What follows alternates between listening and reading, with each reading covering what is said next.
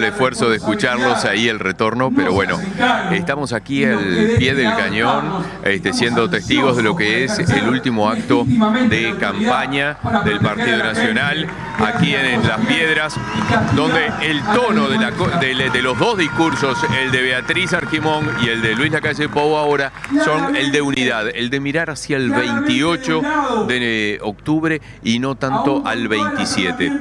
Han hablado de unidad, de lo que los une con los otros partidos, de las relaciones personales, interpersonales y políticas que tiene el propio candidato Lacalle Pou con el resto de los líderes de la oposición para tratar de lograr un acuerdo que según ha dicho en las últimas horas, de 15, 20 puntos, 20 temas, donde se pongan de acuerdo para trabajar sobre eso.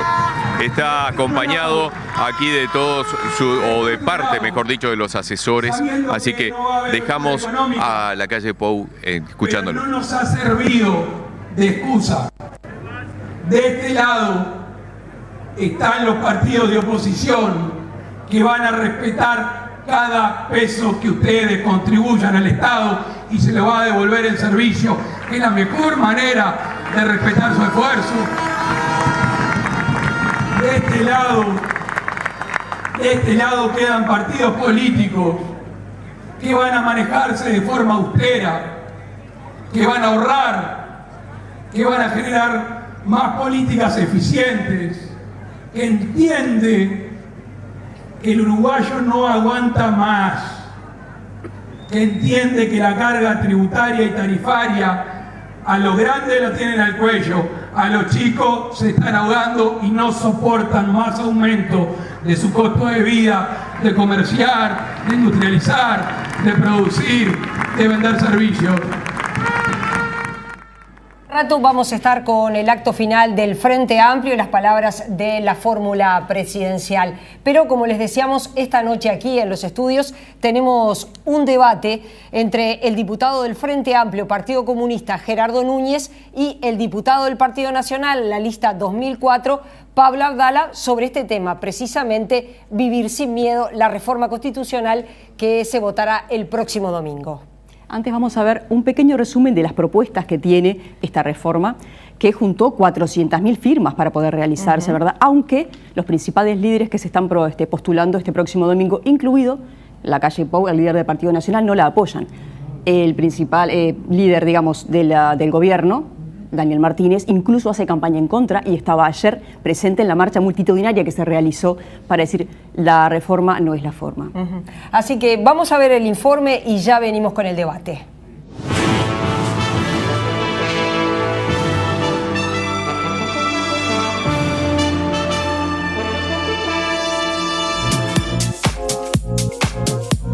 En las elecciones del próximo 27 de octubre se plebiscitará la propuesta de reformar la Constitución en materia de seguridad, impulsada por el senador Jorge Larrañaga bajo el lema Vivir sin miedo.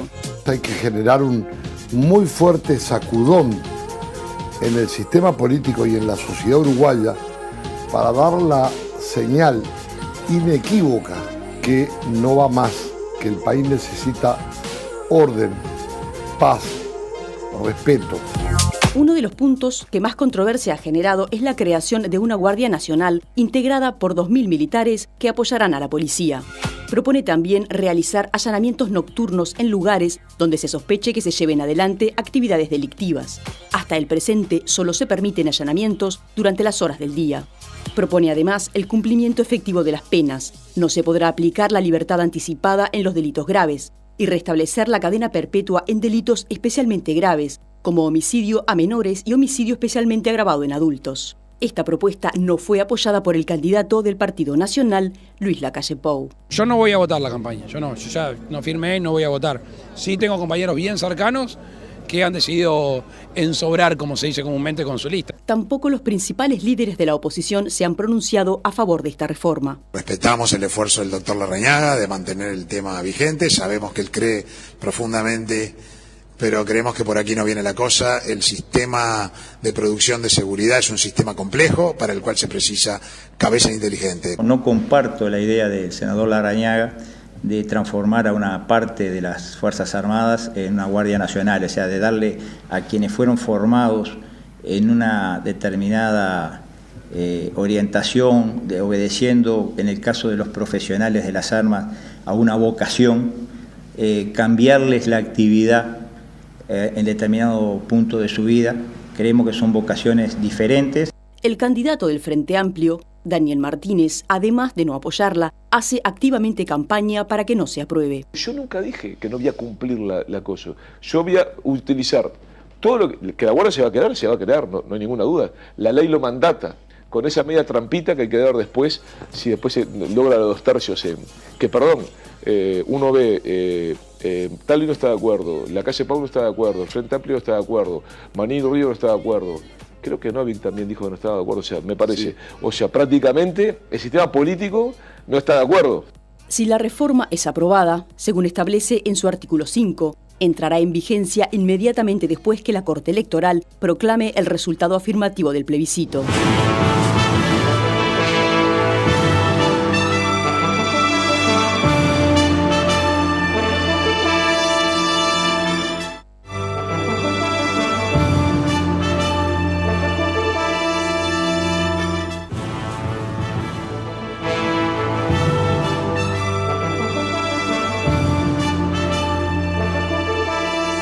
Y es un gusto ya tener en los estudios en vivo al diputado Pablo Abdala de la lista 2004, Partido Nacional, sector que impulsa esta reforma constitucional. Bienvenido, gracias por estar acá. También al diputado Gerardo Núñez, Frente Amplio, Partido Comunista, también lista 1001, le agradecemos, porque bueno, son los actos finales, ustedes lo veían recién, y están aquí para hacer este debate. Vamos a empezar primero, acordamos con ellos que vamos a hacer el sorteo, van a tener que elegir, y una vez que el que gane el sorteo va a decidir si cierra o empieza el debate. Así que bueno, como se suele decir, animal o escudo, número o escudo. Yo escudo porque soy muy patriota. Ahí está, entonces con número se quedó el diputado, vamos a ver qué sale. Bueno, salió número. Elige empezar o cerrar el debate. Elijo cerrar. Ahí está, elige cerrar. Habíamos también acordado 1 minuto para hacer un comentario general sobre esta propuesta de reforma constitucional y después sí, 2 minutos para meternos en la propia reforma. Comienza el diputado Pablo Abdala. Bueno, en este minuto yo quiero transmitir cuáles son los fundamentos que explican este camino que desencadenamos con el senador Larrañaga en mayo del año pasado y que concitó la adhesión de cerca de 450.000 uruguayos que fueron los que firmaron, y que hoy parecería estar recogiendo una adhesión popular muy grande al tenor de lo que indican las encuestas. Creo que todo esto se fundamenta en que el país vive una emergencia en materia de seguridad, sin ninguna duda. Alcanza con remitirse a los registros estadísticos que en esta materia todos conocemos. Se comete una rapiña cada 18 minutos, un homicidio cada 20 horas. En el mes de septiembre tuvimos un homicidio por día. Hace 15 días, en un lapso de 48 horas, acontecieron 6 homicidios. Es decir, vivimos una situación dramática. Y un gobierno que no responde, que está paralizado frente al fenómeno de la criminalidad, que prometió en la pasada campaña electoral reducir las rapiñas en un 30%, y sin embargo solo el año pasado aumentaron un 50%, y frente a eso algo había que hacer. Esto no es una solución mágica, lo iremos desgranando. Por supuesto, el tema de la seguridad implica ir a las causas profundas del delito, con políticas públicas que van por otro lado, pero esto sí es para proteger a la gente, para contener la violencia y para responder al fenómeno creciente de la criminalidad. ¿Por qué no a esta reforma constitucional? Y bueno, en primer lugar creo que es una reforma engañosa, es una reforma que miente, es una reforma que promete algo que no se puede llevar adelante, o sea, vivir sin miedo, ¿no? Porque el diputado Abdala dice, bueno, no propone soluciones mágicas, pero en realidad se le está proponiendo a la ciudadanía el vivir sin miedo. Ese es el eslogan central de la reforma, lo cual me parece que obviamente es una forma engañosa de intentar resolver una problemática existente, pero que no es por este lado. Es una reforma que ataca o trabaja sobre el delito una vez que ya se cometió, no trabaja en la prevención. Es una reforma, digamos, que actúa sobre el agresor, sobre la persona que comete un delito y no sobre las víctimas. No piensa, no tiene ninguna idea o ninguna propuesta sobre las personas que son víctimas de distintos delitos. deja por fuera un abanico muy importante de situaciones que son también violencia, que son también inseguridad, por ejemplo, lo que tiene que ver con la violencia de género, la violencia doméstica, o sea, ataca los hurtos, ataca las rapiñas, pero en violencia doméstica en el 2018 hubo el doble de denuncias que respecto a las rapiñas, más de 30.000 denuncias por violencia doméstica y violencia de género. Entonces, me da la impresión que deja por fuera muchos de los aspectos que hay que trabajar con una mirada integral que problematice y no que proponga soluciones que en última instancia terminan siendo demagógicas. Diputado, empecemos por lo que plantea esta ley que dice: podrá regular el allanamiento nocturno para los casos que el juez actuante tenga fundadas sospechas que se están cometiendo delitos. Sí. Allanamiento nocturno, algo que está prohibido por la Constitución de la República. En este caso plantea esa modificación que después se tendrá que hacer por ley, pero lo importante es debatir sobre el fondo del tema. Sí, esta es uno de los 4 ejes de la reforma y creo que es interesante pararnos en él a los efectos de mostrar que acá no hay nada engañoso. Que engañoso en todo caso ha sido este gobierno que no ha protegido a la población, que nos dijo que iba a haber más seguridad y no la hubo, y que además trata de disimular permanentemente lo que nos está ocurriendo en materia de seguridad, de que lo que pasa no pasa, y sin embargo vivimos una emergencia. Y por eso ha firmado gente de todos los partidos, y por eso va a adherir gente de todos los partidos, porque obviamente cuando las encuestas registran que más del 50% de la población, sin incluir los indecisos, ya ha resuelto votar afirmativamente el próximo domingo, es porque evidentemente ahí confluyen las voluntades de ciudadanas y de ciudadanos de todos los partidos, que no se dejan engañar tan fácilmente, que son inteligentes y por eso van a votar a favor. Y en este caso, yo creo que quienes han tenido una actitud engañosa son los detractores de la reforma, entre otros la comisión de la contrarreforma que integra o que representa o que se solidariza con ella el diputado Núñez. ¿Por qué razón? Porque en el caso de los allanamientos han dicho que esto viola las garantías individuales. Acá no se viola ninguna garantía individual. Somos el único país junto con Portugal en todo el mundo que todavía mantiene este cerrojo de que no puede haber allanamientos nocturnos. Los allanamientos nocturnos, y esto tiene que ver con la eficacia de la medida, por lo tanto no es engañosa, a lo que apuntan es a poder combatir de mejor manera las bocas de pasta base. El fiscal de corte Jorge Díaz ha dicho: en todo el mundo democrático, salvo Uruguay, esta disposición constitucional mantiene, repito, este candado que no permite, por lo tanto, cuando un juez lo dispone con todas las garantías, allanar una vivienda cuando existan fundadas sospechas de que efectivamente se están cometiendo delitos. Y tanto no se afectan las garantías en esto, como se ha dicho públicamente, a mi juicio, tergiversando los contenidos y el alcance de la reforma y haciéndole decir a la reforma lo que no dice, que primero esto debe ser habilitado por ley. No alcanza con que se apruebe o se introduzca en la Constitución. Y segundo, en los casos concretos, tendrá que ser dispuesto por un juez cuando tenga fundadas sospechas de que efectivamente, por ejemplo, se está traficando droga en determinada finca. Allí se puede actuar. No es, como se ha dicho, yo he escuchado por ahí, que la policía cuando se le ocurra, cuando quiera y donde quiera, va a tirar la puerta abajo de un hogar y va a violar los derechos humanos de las personas. No. Es exactamente lo contrario y repito, es adecuarnos a los tiempos que corren, a la realidad del mundo, con relación a una antiguaya, porque esta disposición viene de la Constitución de 1830. Diputado, lo que plantea, ¿no? La ley podrá regular el allanamiento nocturno para los casos en que el juez actuante tenga fundadas sospechas que se están cometiendo delitos. Sí, primero una contextualización histórica, ¿no? ¿Cuándo, en qué momentos del Uruguay se quiso, digamos, eliminar la prohibición de los allanamientos nocturnos? En 1942, en la dictadura de Baldomir, en 1972, previo al golpe de Estado, en 1980, el artículo 9 del plebiscito de la dictadura que sometió a votación en la ciudadanía, proponía también la eliminación de esta prohibición. Y en 2006, gobierno del doctor Tabaré Vázquez, ¿no? Vamos a aclarar, porque yo he escuchado en varias oportunidades a dirigentes del Partido Nacional plantear, por ejemplo, lo relacionado a los procedimientos de allanamientos que están hoy previstos en el Código de Proceso, en el procedimiento policial, ¿sí? Que en el nuevo Código de Proceso Penal, allí está en el artículo 195, ¿no? Porque quienes defienden ahora esta reforma, por ejemplo, el doctor Sanguinetti, que parece ahora estar defendiendo la reforma, dice que a él esto le genera simpatía porque le gustaría que los allanamientos pudieran combatir la violencia doméstica. Bueno, esto ya está hoy previsto en el artículo 195 del nuevo Código del Proceso Penal. Hoy ya se puede ingresar a una finca en horas nocturnas si existe una denuncia para justamente evitar que se lleve adelante un acto de violencia contra una persona, contra una mujer, contra un niño, contra un joven, contra cualquier persona. O sea, en realidad acá se está vendiendo, nos parece, una solución falsa.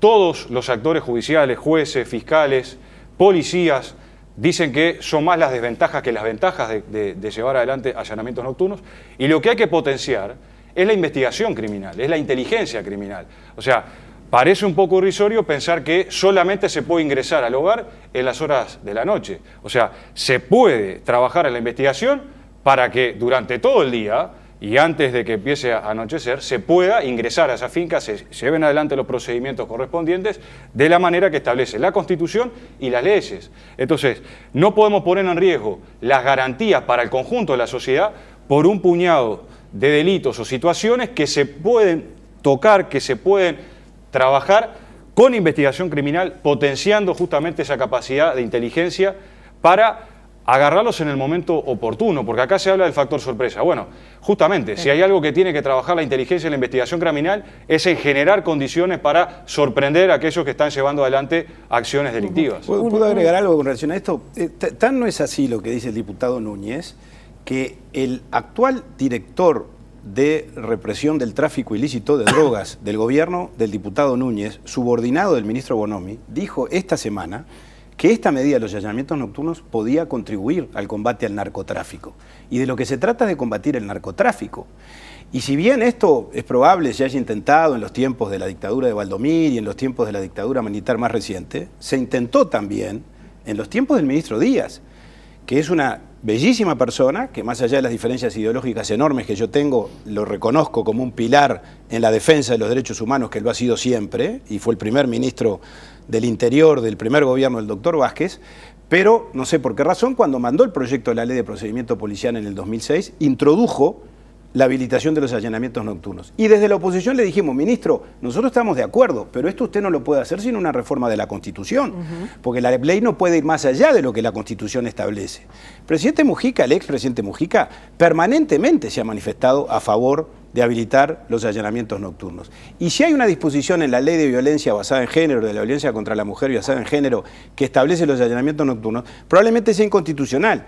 Entonces, habilitarlos ahora en la Constitución permitiría sanear esa inconstitucionalidad eventual, pero sobre todo además que los allanamientos no sirvan solo, que está bien que sirvan para la violencia doméstica, sino que sirvan para combatir el narcotráfico, que es un verdadero flagelo que enfrentamos en nuestra sociedad y que es una de las causas principales del incremento sideral y del descontrol que en materia de violencia estamos viviendo en el Uruguay. Diputado, respecto a lo que planteaba... Sí, a ver, yo tengo varias entrevistas de jueces, fiscales, policías. Muchos de los sindicatos policiales se han expresado con reparos, con una visión muy crítica a esta posibilidad del allanamiento nocturno.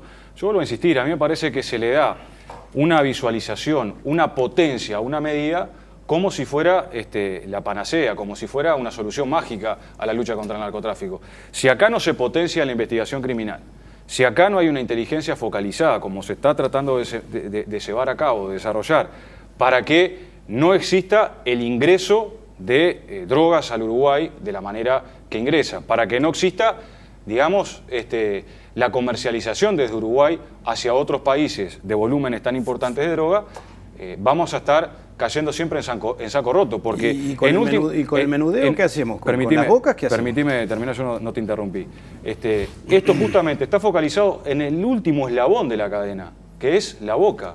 Entonces, es una parte, que operen con tranquilidad. Es una parte del asunto, ¿sí?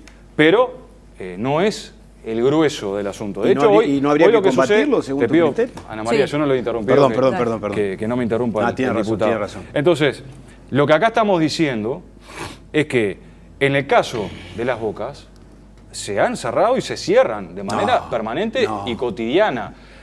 Nunca como antes en Uruguay hubo tanta cantidad de presos. Nunca como antes. Estamos arriba de los 11.200 presos. Eso quiere decir que hay un combate directo a la violencia, al narcotráfico, pero hay que focalizar mucho más en el gran tráfico y no necesariamente en el microtráfico, que se reproduce mucho más rápidamente. Ese es el planteo y la reflexión a la cual apostamos. Hay que focalizar en el gran tráfico, tanto hay que focalizar que bueno, que les pasó un elefante por adelante y no lo vieron, que nuestras fronteras son absolutamente porosas. Y fíjense lo que pasó el mes pasado, con el cargamento, uno que salió por el aeropuerto con destino a Europa y otro por el puerto, y la Dirección Nacional de Aduanas durmiendo la siesta. Vaya si habrá que hacer eso que dice el diputado Núñez. Pero también hay que proteger a la población y también hay que combatir el menudeo y las bocas de pasta base, que no se desbaratan en el Uruguay, todo lo contrario. Y además, tanto no se desbaratan, que si uno analiza los niveles de eficacia policial, en términos de los casos que se aclaran, los delitos que se aclaran, que se esclarecen, donde se llega por lo menos a un indicio y a un sospechoso, estamos muy por debajo del 20% de los delitos denunciados. Eso ni siquiera incluye la cifra oculta del delito. Es decir, ya sabemos que las 30.000 rapiñas, estas que implican cometer una cada 17 o 18 minutos, son solo las que se denuncian. Hay otro tanto de las que se cometen y no se denuncian, que es esa cifra oculta. Entonces, me parece que la situación es bastante más gravosa de lo que el diputado Núñez está intentando describir, ¿no? Diputado, sobre este punto... A ver, a mí me parece primero llamativo, me asombra que el Partido Nacional, en este caso el diputado Abdala, pretenda dar cátedras de seguridad al Frente Amplio y plantee los términos en los términos que lo plantea, cuando en su gobierno, el Partido Nacional, existió una huelga policial, uno de los pocos casos que hay en el Uruguay que registra la historia, que tenía que ver con las condiciones justamente de la policía, las pésimas condiciones que tenía la policía. Existió el secuestro y el asesinato de Berríos, que generó un escándalo internacional, un escándalo mundial. Existió la represión a la marcha del filtro, donde hubo heridos graves, donde hubo un asesinado. Y a ustedes se les escapó Moravito de la cárcel central. Pero tenemos un conjunto de situaciones que me parece no tienen crédito. O sea, a ver, el salario en el año 2004, el salario de un policía, eso es la ley de presupuesto, era de 5.000 pesos. El salario de un policía en el año 2004. Esa es la política que nos tenía acostumbrado la derecha en materia de seguridad. Están desinformados, además, porque el candidato a presidente del Partido Nacional, Lacalle Pou, presentó como una de las grandes medidas el pedir cédula, cosa que se hace de manera sistemática. No es verdad. Lo dijo públicamente y incluso se discutió. Y seguimos. Y permítame, María, se hace en el Código del Proceso, en el Código de Proceso lo habilita en el artículo 46 en adelante, y se hicieron 477.000 el año pasado y van más de 200.000 ahora, va llegando creo a los 300.000.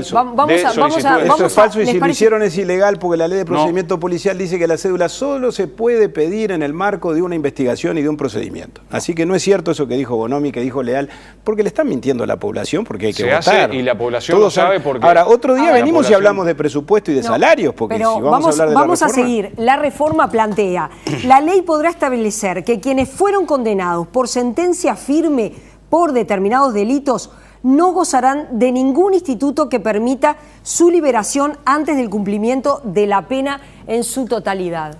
Diputados. Bueno, ese es otro punto de los 4 puntos que contiene la reforma, y tiene que ver con la respuesta judicial, en este caso no con la respuesta policial, porque en el Uruguay, como consecuencia del fracaso estrepitoso de las políticas penitenciarias del Frente Amplio, yo quiero recordar que el comisionado parlamentario, que todos le reconocemos la más absoluta idoneidad personal, moral y técnica, nos dice sistemáticamente que hay sectores del sistema penitenciario uruguayo donde se practica la tortura, porque las condiciones de reclusión son crueles, inhumanas y degradantes, que esa es la definición técnica de la tortura. La única diferencia con la tortura es que en este caso no habría voluntad de torturar, pero en los hechos las condiciones son equivalentes a la tortura.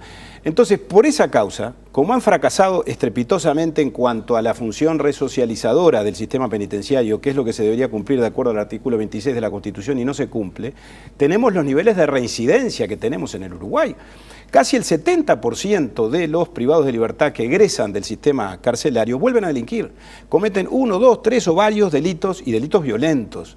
Entonces, ¿a qué apunta esta medida que estamos promocionando? Bueno, apunta a proteger a la gente. Frente a esos niveles de reincidencia decimos, bueno, el cumplimiento efectivo de las penas en los delitos más graves, no en el hurto simple, ¿verdad? En las rapiñas, en el copamiento, en la violación, en el homicidio agravado, Bueno, en esos casos que se cumpla efectivamente la pena.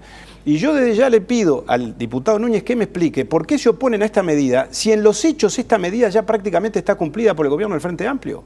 Desde que se aprobó el Código del Proceso Penal, han perforado el Código sistemáticamente. Votamos en la Cámara de Diputados hace pocos días, lo votó el diputado Núñez, la limitación al régimen de libertades vigiladas. Antes habíamos votado la limitación a la libertad anticipada en un elenco de delitos prácticamente idéntico a este. O sea, por ley el Frente Amplio hizo lo que nosotros veníamos proponiendo que se introdujera en la Constitución. Modificaron el régimen del proceso abreviado, que es aquel en función del cual hay un acuerdo entre el defensor o el indagado y el defensor con el fiscal para reducir la pena. Y modificaron eso, y yo lo voté, a los efectos de que en esos casos la pena reducida se cumpla efectivamente. Entonces, ¿cómo hacen ahora para oponerse a esto? Que es lo mismo que ellos, a instancias de Bonomi, de Leal y de todo el elenco del Ministerio del Interior, ha venido promocionando durante todos estos años. O sea, hay una contradicción absolutamente insoslayable. Que algunos sí, puede ser que el diputado Núñez, pero recuerdo que Constanza Moreira y el senador Paternain se encargaron de marcar como un aspecto que ellos desde la izquierda no compartían. Ahora, el resto del frente lo acompañó y el Poder Ejecutivo lo promovió. Prácticamente esto mismo que nosotros estamos promoviendo con el cumplimiento efectivo de las penas. Sí, diputado. Efectivamente, eso es así. Varios compañeros y compañeras dentro del Frente Amplio dimos la discusión a la interna del Frente Amplio en torno a que estos aspectos no nos convencían. No nos parece que necesariamente el aumentar las penas genere mejores condiciones de seguridad. A mí lo que me llama la atención es que, sabiendo que esto no ha resuelto, porque el propio diagnóstico, que para mí es un poco exagerado, pero hace un diagnóstico de la realidad del propio diputado Abdala, utilice medidas que, de mi punto de vista, demuestran que han fracasado. O sea, las cárceles hoy están a tope, están llenas. Nunca como antes hubo tanta cantidad de presos en el Uruguay. Ahora, también me llama la atención que el Partido Nacional o la derecha en nuestro país esté intentando plantear rehabilitación, esté planteando esto y lo otro, cuando tuvo que llegar el Frente Amplio en el 2005, en el 2008 llevar adelante las aulas de educación formal en las cárceles, porque no existía educación formal antes en las cárceles de que llegara el Frente Amplio al gobierno. Y esto es parte de las cosas que se han ido transformando. Que no alcanza, no está clarísimo. Casi el 20% de los presos en nuestro país es analfabeto prácticamente, o no puede leer bien, o no puede escribir, o no puede hacer sumas, cálculos matemáticos básicos. Este es un problema de Estado, es un problema estratégico, lo tenemos que lograr discutir en profundidad. Las medidas que simplemente generan el aumento de penas han demostrado el fracaso en el mundo, no solamente en Uruguay y en la región, en el mundo, porque hay una lógica que le podemos llamar de subcultura, que tiene que ver con el aumento de penas como una forma también de alimentar el delito. Es algo que ha pasado y que se analiza por la criminología a nivel internacional. Entonces, por ahí no pasan las soluciones. Desde nuestro punto de vista, una de las cosas que más tenemos que mejorar justamente es la situación de las cárceles, donde haya posibilidades de trabajo, donde haya posibilidades de educación, de reinserción, donde no existan malos tratos, donde no exista violencia. Está claramente demostrado que cuanto más actividad tiene los presos, las personas privadas de libertad, menos violencia se genera y más posibilidad de reinserción tienen posteriormente. Un minuto para contestar. Dos comentarios rápidos. Yo comparto que la inflación penal por sí misma no persuade, no disuade al delincuente de cometer el delito, lo comete igual, y que el mero aumento de las penas no resuelve el problema de la criminalidad. Ahora, el Frente también en esto ha sido muy contradictorio, porque aprobaron aumento de penas para la trata de personas, aumentaron aumento de penas para el femicidio, crearon la figura del femicidio. Yo la voté, y como eso podemos seguir con otros ejemplos, el delito de abigeato. Entonces ahí yo veo un discurso muy contradictorio, por un lado. Por otro lado, queda claro que el gobierno del Frente Amplio ha estado de acuerdo con soluciones de este tenor. Ahora todo el Frente se opone a esto, pero lo acaba de confirmar el diputado Núñez. Él perdió el debate internamente, lo acaba de decir, pero está claro que su gobierno y su bancada promovió y votó cosas de prácticamente idéntico tenor. Y en tercer lugar, sobre el sistema penitenciario, tuvo que venir el Frente del 2008, dice el diputado Núñez, para hacerse cargo del sistema penitenciario.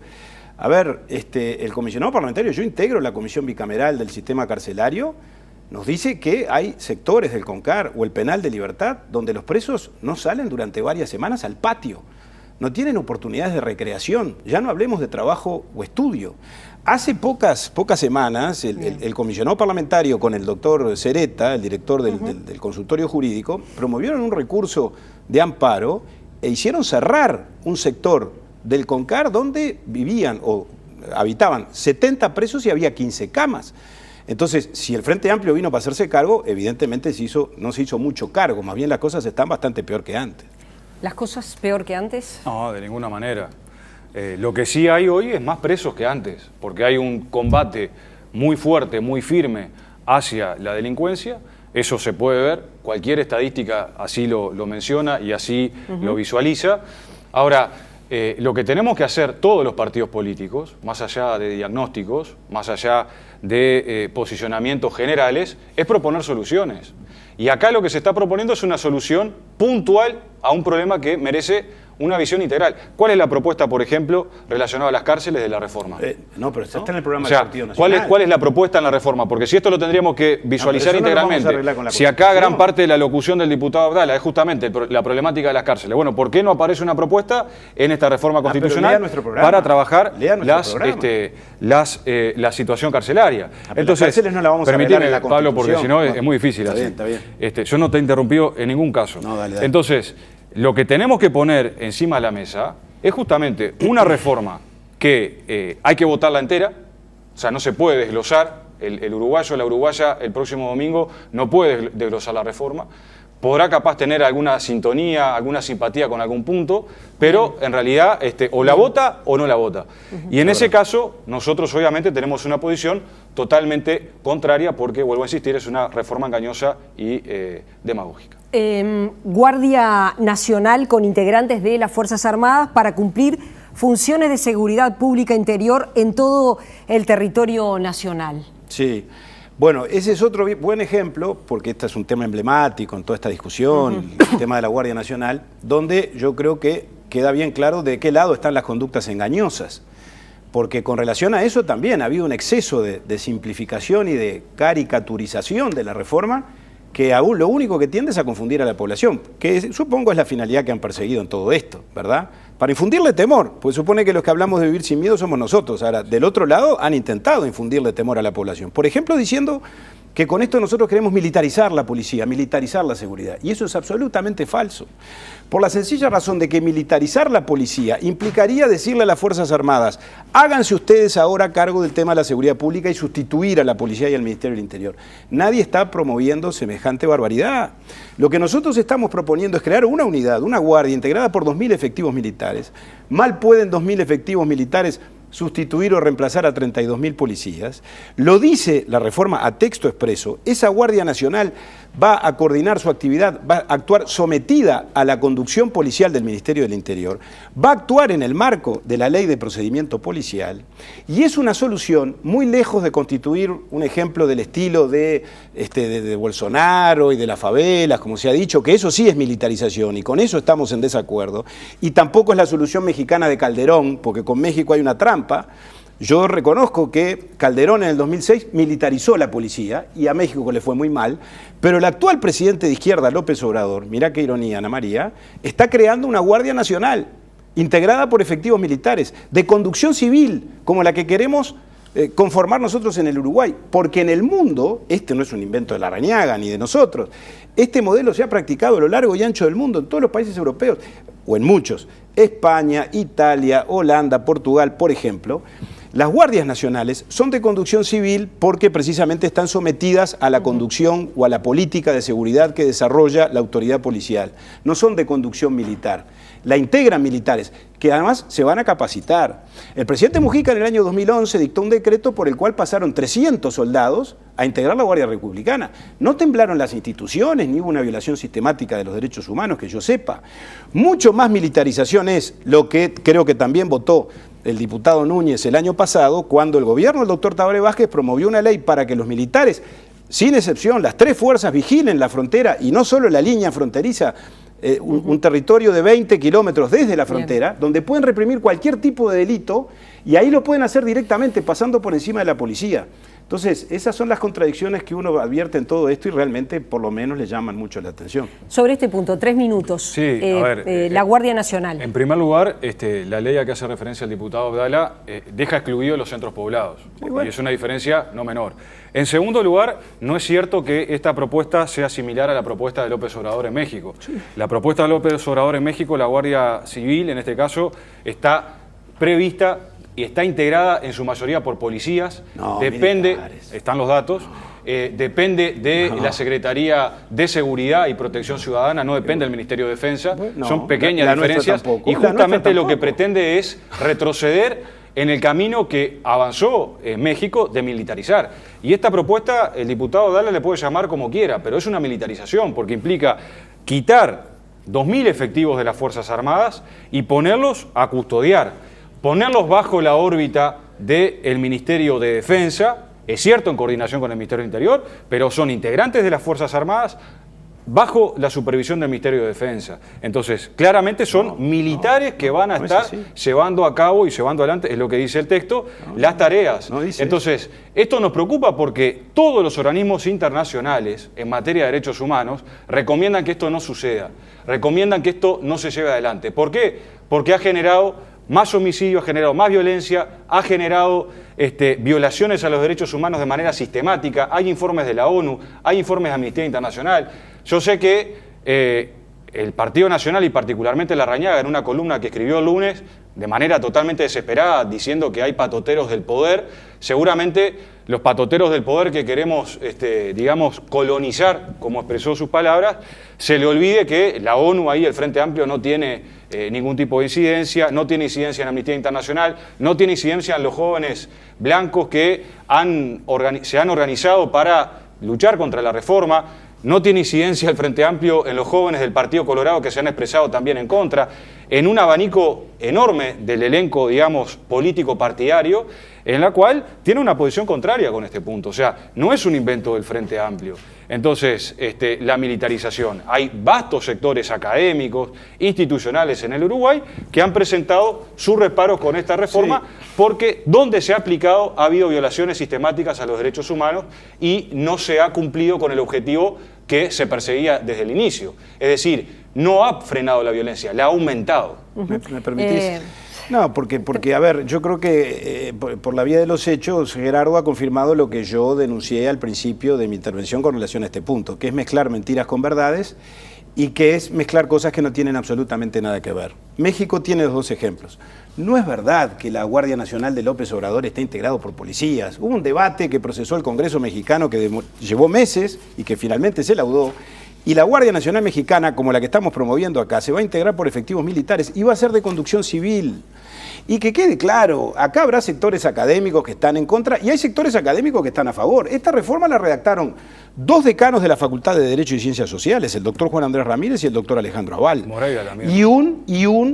No, el doctor Moreira no, la defendió, por supuesto, la promovió en su momento. Esto demuestra además el nivel al que nos quiere imprimirle al debate el diputado Núñez, ¿no? Me parece que eso demuestra una cierta orfandad de argumentos. Pero me interesa sí destacar que la corredactó el doctor Del Piazzo, que es un grado 5 en materia de derecho constitucional. Y reitero, acá el tema no es militarizar nada, porque lo que los organismos internacionales han condenado es darle al ejército la potestad de ser policía. Y acá nadie está promoviendo eso. Yo también lo condeno. Y por supuesto que en Brasil aumentó la criminalidad cuando se recorrió ese camino. Pero no es ese camino el que queremos recorrer. Queremos recorrer el camino de Italia, queremos recorrer el camino de España, queremos recorrer el camino de Holanda, que tampoco esto es la solución mágica, nunca lo planteamos en esos términos. Y aprovecho para contestarle algo a Gerardo que dijo hoy. Nunca dijimos que esto era una solución integral al tema de la seguridad. Yo pediría que se lea el programa del gobierno del Partido Nacional, que tiene 121 propuestas en materia de seguridad, que en todo caso serían complementarias de esta reforma de la Constitución. Quiero que entremos a los puntos finales de esta reforma, como es el caso del cumplimiento efectivo de las penas y la reclusión permanente revisable. Me gustaría que abordaran esos 2 puntos ya en el final. Bueno, el cumplimiento efectivo de las penas creo que ya lo comentamos. Si te parece, nos centramos en la reclusión permanente revisable.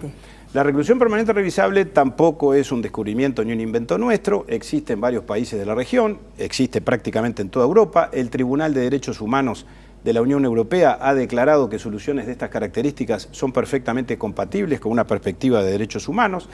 En realidad, el nombre no representa cabalmente lo que la solución preconiza, porque la perpetuidad es relativa en la medida en que es revisable. Perpetuidad con revisabilidad parece no ser demasiado compatible, pero fue el nombre que se encontró. No es cadena perpetua, Porque a los 30 años, en el caso de 3 delitos, que quede claro que ahora voy a decir cuáles son, a los 30 años hay una instancia para analizar si quien cometió semejante conducta se recuperó, se rehabilitó y debe recuperar la libertad. No se va a morir necesariamente en prisión. Ahora, ¿estamos en qué plano?